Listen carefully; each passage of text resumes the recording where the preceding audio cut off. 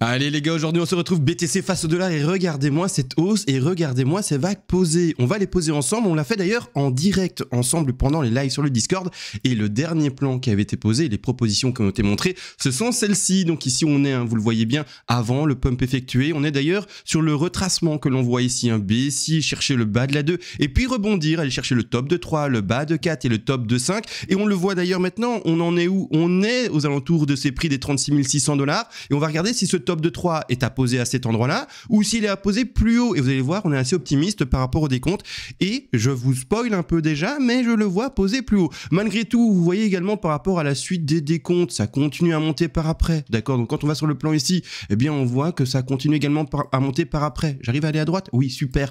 Donc on est vraiment sur en tout cas sur un élan haussier assez important dans la configuration du plan que je vous montre maintenant. Encore, je rappelle, bien sûr, on n'est pas sur une lecture d'avenir, etc. Peut-être que le plan est faussé, mais pour le moment, tout se passe plutôt bien, le décompte tient bien, et donc on va dans la bonne direction. Également, avant de commencer l'analyse, pour ceux qui disent, bah, super, le plan qui a été partagé ici, c'est trop bien, comment est-ce qu'on le voit? Bah, sur le Discord, venez dessus, vous verrez, c'est super, on a de tout, on a d'ailleurs les PDF, d'accord? Alors les PDF, ils sont ici, PDF Money Management, PDF des vagues des Lot Wave, donc tout ce que j'explique. Vous avez également tout en fait, le risk management qui est proposé ici en vidéo et également les vidéos sur les Lot Wave. Vous avez le forum où on fait tous les échanges, les décomptes, etc. ensemble.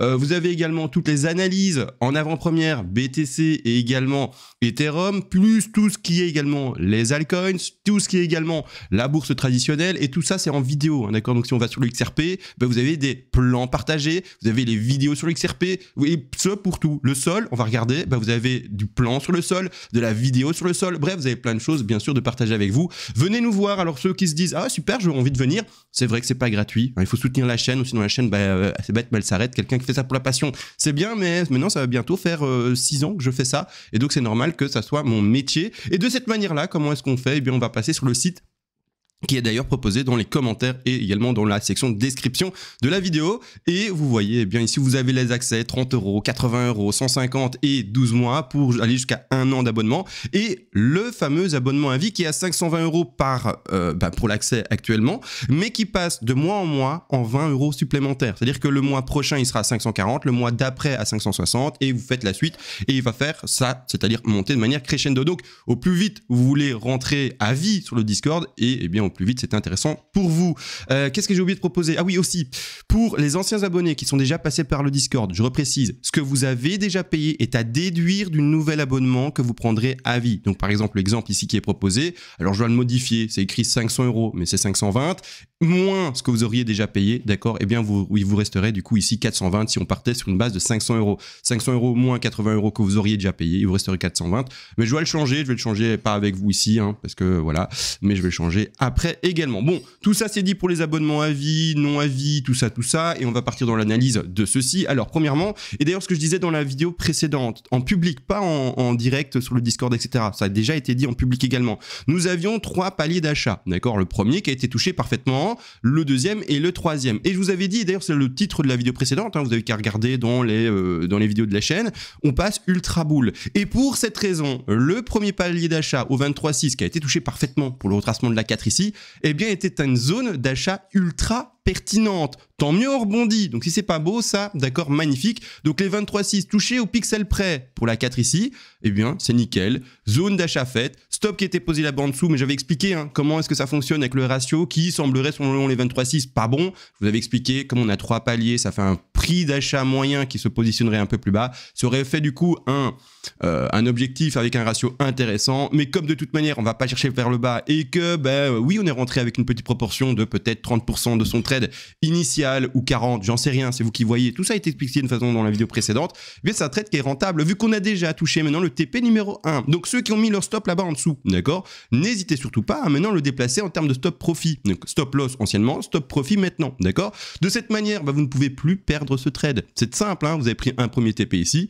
Si jamais le cours, maintenant, il devait chuter, bam bam, bah, il vous fait sortir au-delà de votre point d'entrée, ce qui fait que bah, vous êtes en bénéfice, d'accord? Donc vous êtes en bénéfice de, je ne sais pas, il faut faire le calcul, tout dépend de quelle proportion de bénéfice vous avez pris sur le stop, non pas le stop, mais le take profit partiel ici, et où vous aurez positionné votre stop, c'est un peu un calcul, mais grossièrement vous êtes en bénéfice, et tant mieux pour tout le monde, très content. Maintenant, n'empêche, bah, il y a encore des objectifs en haut, d'accord? Le deuxième objectif qui a été placé, c'était ici les 38 500, 6 plus ou moins, et encore un peu plus haut, les 42 100, d'accord? Donc le BTC a tout son potentiel de montée, et on va regarder ce qu'il en est maintenant. Alors là, je vais pas faire du grand degré entre guillemets. Je vais rentrer vraiment dans le petit degré, donc je vais zoomer là-dessus, d'accord? Ayez conscience. Donc je dézoome un peu pour vous montrer à quel point on est dans du petit degré. On est sur de l'horaire, d'accord? Alors ici, je vais montrer du monthly pour que l'on puisse lire ça et bien voir les vagues, mais on est vraiment sur de l'horaire. Et ça, donc une vague, deux vagues, et on va choper du 3, du 4 et du 5 énorme là-bas.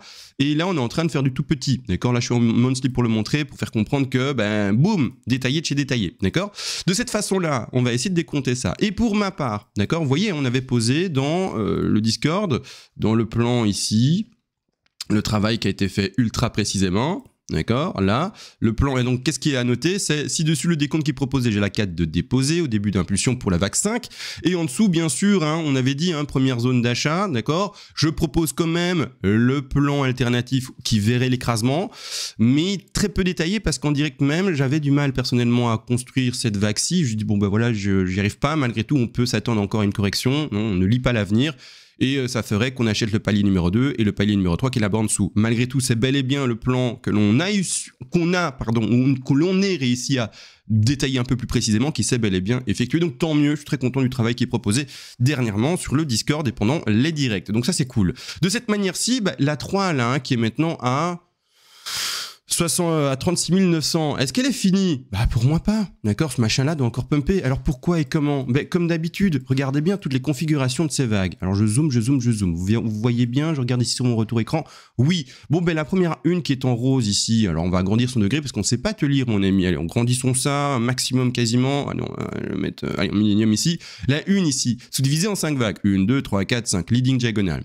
Correction de la 2 en W, XY, boum, posé. Et maintenant, ben, ce machin-là, ce fameux machin-là, où est-ce qu'il en est? Mais je dois faire ma 3. Et ma 3, c'est vrai, on a mis les objectifs ensemble, d'accord? C'est-à-dire que bah, on avait construit ça de cette manière-ci, 1, 2, bas de 2, et on avait été chopé bah, la 3 à 161,8, d'accord? Donc ici, on est à 36 484. Il me semble que c'est la zone finalement où on a posé la 3, 36 000, un peu plus haut ici, 36 000, un peu plus haut, c'est vrai. Bon, alors que, oui, bon, on est par rapport au Fibo un peu plus bas. Excusez-moi. Bon, c'est pas grave. Mais, c'est-à-dire que là, on est déjà en train de péter. Mais surtout, il me faut, pour faire cette 3, mais 5 vagues et pas 3, d'accord? Sauf si on est dans une ending, mais je commence déjà ma une ici précisément en 5 vagues, donc je m'attends, et en plus ici je fais une WXY, donc je ne m'attends pas à faire une ending diagonale, leading diagonale, ou une configuration dans ce genre-là. Je m'attends à faire une configuration tout à fait normale, c'est-à-dire en 5 vagues. Et juste visuellement déjà maintenant, celui qui arrive à compter 5 vagues, qui me le dise. Oui, c'est possible, tu me dis, je compte 5 vagues. Mais juste visuellement maintenant, déjà juste comme ça, mais moi, je compte pas 5 vagues. Je vois 1, 2, 3. D'accord? J'ai fait exprès de pas mettre de vagues d'Elliott Wave. D'accord? Donc, d'Elliott Wave, sinon je répète le mot vague. J'ai fait exprès, d'accord? Pour que vous compreniez que parfois, il faut arrêter d'être très technique, etc. Juste compter. Qu'est-ce qu'on compte facilement? Qu'est-ce qu'il y a simplement? Eh bien, 1, 2, 3. D'accord? On attend 4 et on attend 5. Et puis, je pourrais poser ici ma grande 3 qui est en rose. Donc là, qu'est-ce qu'on fait? Je fais retour, retour, retour. Maintenant que c'est expliqué de manière très simple, avec des modes très simples, let's go, on va poser nos vagues. Et on fait que compter. C'est pas plus compliqué. C'est un peu comme les jeux des cartes. Hein. Vous voyez ceux qui trichent au... C'est quoi encore le jeu? Au casino, là, je l'ai pas, c'est pas grave. Tant pis, vous me redirez ça dans les commentaires, je ne sais plus. Le jeu, là, où il compte les cartes. Le 21, je sais plus. Je sais plus c'est quoi. Bon, c'est pas grave. 1, 2, on va chercher 3, on va chercher 4 et on va chercher 5. Et là, on aura fait le décompte, d'accord? Donc ici, je vais le mettre en plus fin pour qu'on le voit moins, pour que ça gêne moins. Je vais mettre un tout petit degré, on s'en 1, c'est pas important. Je vais mettre ici quelle couleur? Un petit bleu sympa, voilà, un petit bleu sympa. Voilà, c'est mieux. 1, 2, 3 qu'on attend, 4, 5. Et dans cette config, où est-ce qu'on en est sur cette 3? Je rappelle les objectifs d'une 3, d'accord? Est-ce que la 3, elle est déjà posée là? C'est possible parce qu'à mon avis, on a une petite divergence d'ailleurs. Top de sous 3 ici, petite divergence. Donc oui, à mon avis, on a posé le top de 3 au moment où je parle actuellement. Et c'est-à-dire qu'on va mettre nos Fibonacci d'extension. Regardez, les objectifs de 3, je les rappelle tous. Avant de poser mon Fibonacci d'extension, c'est de retrouver au moins les 161,8. On va voir si on les a touchés. D'accord? Alors, au moins statistiquement, ça peut être plus faible, mais alors le travail sera après différent. Alors, où est-ce qu'on en est? Regardons. Ah, dit. on est vachement plus faible. Je suis pas en log ni rien, non, on est vachement plus faible. Donc à revoir hein, vraiment si elle est posée. On devrait normalement s'attendre à une 3 qui irait rechercher un peu plus haut ici. Mais elle est vachement plus faible. Est-ce qu'on serait dans une 4 avec une sous-flat ici? C'est-à-dire que dans le sous-décompte, qu'est-ce qu'on ferait? J'ai envie de vous montrer du coup. C'est à dire, c'est pas du français, mais j'arrive plus à retrouver mon mot. Ça va avoir fait une ou même une un peu plus haut ici, peu importe. C'est un peu compliqué là, une peut-être, une 2 ici, une 3 là, une 4 qui s'étend et puis une dernière extension de 5. L'aimant me fait mentir, pose-toi mieux là-bas, une 4 qui s'étend et puis une dernière extension de 5. C'est possible. Dans le pire des cas, de toute manière, on part sur le principe que, ok, bon, si la correction ici est beaucoup plus forte et perdure, ben ok, la 3 aurait été faible, d'accord. Alors je vais vous montrer du coup comment on l'a construit. Statistiquement, c'est pas ce à quoi il faut croire, d'accord. Il faut croire une 3 qui est un peu plus longue, mais malgré tout, voilà, au moment où je parle, on va regarder comment c'est. La cassure ici est assez sympathique, je trouve, hein, avec surtout la petite divergence sur le RSI. Donc je me dis 3 peut-être de poser. On va chercher du coup la 4 ici et puis la dernière 5 pour bien cette fameuse 3. Et à ce moment-là, comment on fait la manipulation? Alors on prend son Fibonacci d'extension, d'accord, on va à la racine. Je ne vais pas le placer au top de ma 1, non, d'accord, je vais le poser au top de ma 3 et je vais aller sur le bas de ma 4 qui doit s'effectuer.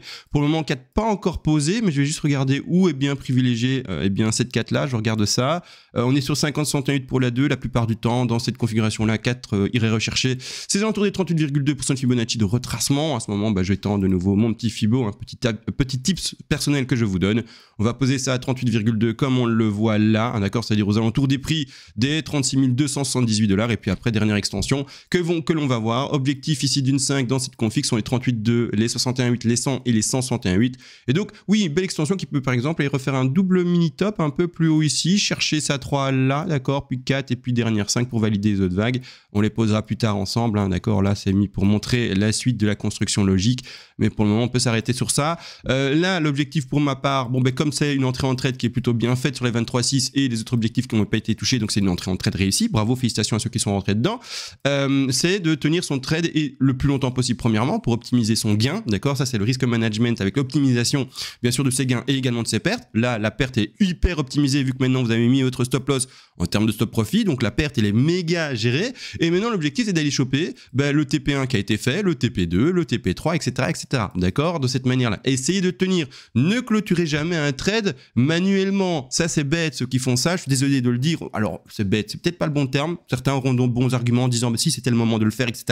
Bref, des indicateurs contraires me disent que ça va chuter maintenant. Donc ok, excusez-moi, retirez ce que j'ai dit, mais je veux dire, dans une logique normalement d'optimisation de bénéfices et d'optimisation de ses pertes également, on laisse le potentiel au trade initié, donc on laisse le potentiel à l'actif que l'on a pris pour le trade, et bien ce potentiel de développement maximal. Et donc vous ne savez jamais quand sera le top.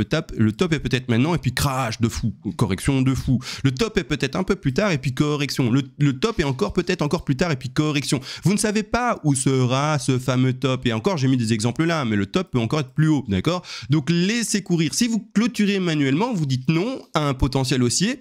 Et c'est dommage, d'accord, parce que vous ne savez pas où est le top. Donc, qu'est-ce qui se passe dans cette config? Vous devez petit à petit, selon les supports et les niveaux d'invalidation que vous pouvez identifier, déplacer votre stop profit sous chaque niveau intéressant. Pour le moment, le niveau intéressant précédent, c'était celui-ci, d'accord? Donc, vous pouvez déplacer, par exemple, votre stop à ce niveau-là.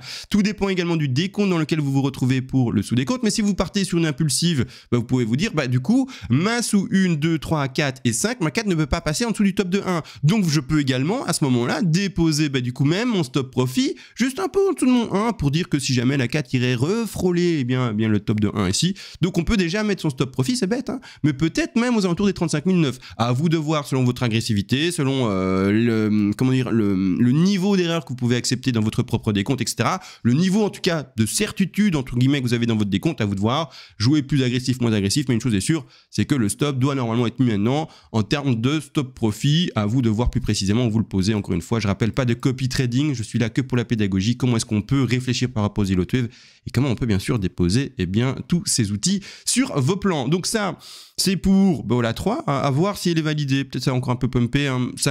Normalement, il faudrait que ça pumpe encore pour vraiment rester dans les stats. Je vais la mettre là, d'accord? Je préfère pas la valider ici. J'ai fait toute la construction d'après pour montrer comment ça allait se configurer, mais normalement, cette 3-là devrait rechercher un peu plus haut et chercher ces 161,8. Hein. Donc je rappelle ici quel est le prix des 161,8% de Fibonacci. Pourquoi est-ce que je dis ça? Parce que c'est la zone statistique en fait à attendre. Et donc c'est ici le prix plus précisément des 37 304... combien? Stop, j'ai arrêté de parler.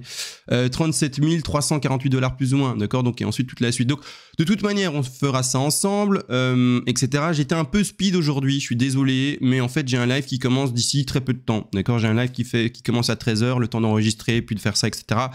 Je vais être un peu court, donc c'est pour ça que j'ai parlé très très vite, désolé encore. Et attention aussi, pour ceux qui veulent venir bien sûr sur le Discord, je rappelle...